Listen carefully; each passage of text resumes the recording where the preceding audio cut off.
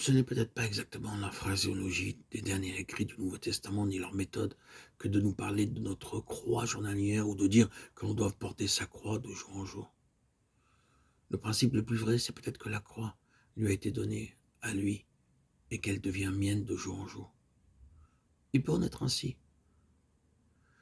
Mais la croix agit de cette manière. Si le Seigneur nous enlevait ce qui est pour nous l'expérience de la croix de jour en jour, et s'il en déchargeait nos épaules, ce ne serait pas pour notre bien. Cela libérerait aussitôt la voie pour l'essor de notre vie naturelle.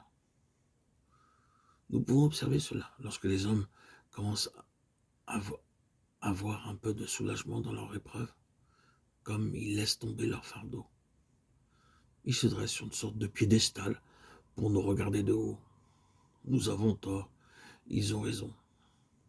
L'orgueil, l'amour-propre, tout réapparaît. Est-ce bien? Que dirons-nous donc de Paul? Je regarde Paul comme un géant spirituel. Nous sommes spirituellement des marionnettes à côté de cet homme. Et cependant, bien aimé, tout géant spirituel qu'il ait été, Paul confesse humblement que le Seigneur lui a envoyé un messager de Satan pour le souffleter une écharpe dans sa chair de peur qu'il ne s'exalte outre mesure. Oui, les géants spirituels peuvent s'exalter. Si le Seigneur n'y veille et ne prenne des précautions, et afin de garder ouvert et clair le chemin de cette grande révélation, afin qu'elle grandisse et grandisse encore. Le Seigneur dit, Paul, il faut que je te maintienne très bas, sous beaucoup de limitations. C'est le seul chemin. Dès que tu commencerais à t'élever, Paul, tu limiterais la lumière. Tu ruinerais la révélation. Oui, c'est le principe, la lumière de la vie. C'est sa vie, et c'est ainsi que l'apôtre dit encore, nous portons toujours dans notre corps la mort de Jésus, afin que la vie de Jésus soit aussi manifestée dans notre corps. 2 Corinthiens 4:10. Sa vie, c'est ce dont nous avons besoin, et avec sa vie vient la lumière. C'est la lumière par la vie. Il n'y a point d'autre lumière divine et réelle que celle qui provient de sa vie en nous.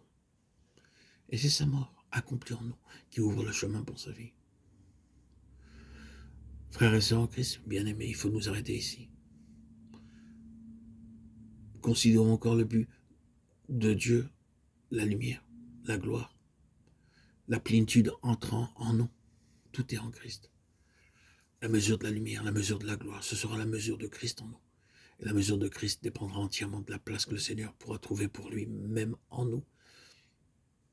Or, pour que la place soit faite pour lui, il nous faudra arriver au point où la mise de côté absolue de notre vie personnelle aura été accomplie. Cela demande toute une vie. Mais que Dieu soit béni, Dieu très saint, Dieu très haut, Dieu glorieux.